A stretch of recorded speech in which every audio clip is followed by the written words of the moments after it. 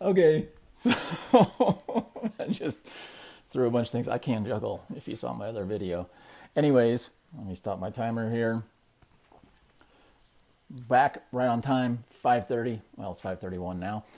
And we're going to follow up from this morning, part 2 of celebrating you and celebrating your wins. And do you celebrate? And are you celebrating immediately and intensely? And again, this is something that I personally have to remind myself of all the time because I don't celebrate. I don't celebrate. Even when I thought I won nationals, like 5 years ago or whatever it was, I didn't celebrate because I knew I could do better. But it was a pretty big deal. And I was just like, not good enough.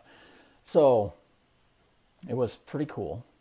But what are you not celebrating that you could be celebrating? And it doesn't have to be something big like nationals. It could be whatever. It could be like I actually just celebrated literally putting that that little logo because I'm on my phone. And I figured out how to put that little logo up there because I like having like the little logo at least. I should put the URL there so that people could see. I could hold that thing right there. So what are you celebrating? And are you celebrating? Do you celebrate when you do something amazing? And do you celebrate when you do something simple? And are you celebrating the things that you take for granted?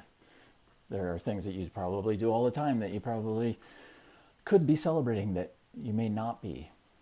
So that's part 2 is celebrate immediately, celebrate intensely. If that's jumping up and down, if that's like, that's just like me. Of course I did that. I'm awesome. And you can say all that stuff if you're by yourself because nobody's with you, right? Only me, myself, and I, you, yourself, and you, your will know that you're like, I'm awesome. It makes a big difference. And then to add to that, when you're celebrating, you can continue the celebration in the evening by adding this. If you journal, or even if you don't journal, it's something good to get in the habit of. Write it down. A couple things that I learned from this mental performance coach named Brian Kane. I don't know how many people know who he is.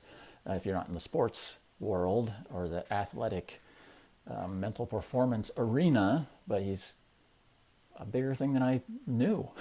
So really cool. I was on a call and a couple of things came out of that. And one is wilt, somebody on the call mentioned. And the other that Brian mentioned was tilt.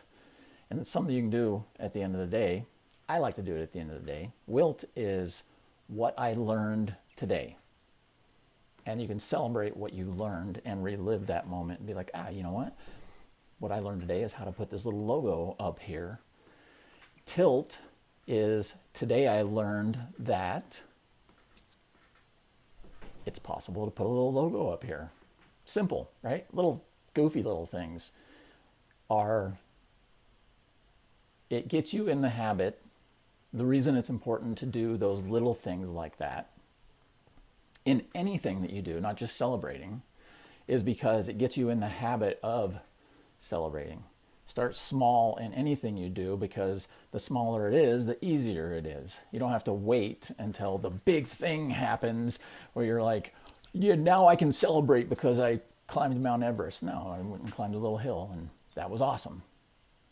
And part of this, this tiny little small celebration idea is based on a really good book, if you haven't read it, and I'll go into more details maybe on this, is called Tiny Habits by B.J. Fogg. If you have not read that, that's a really good book. There's a lot of really, really good books on habits, and I may break down all of them or something, but creating habits that are so easy that you can't fail.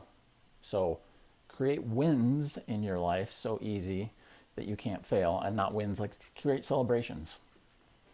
Like I walked to the mailbox and didn't get winded. That would be for me. I don't get winded that easy, but you know what I mean. So part of that too is what you're focused on. So what you're focused on expands. I've said this several times before in the past, but focus on the wins, focus on celebrating, focus on the simplicity and the easiness of what you're doing, so that that momentum continues.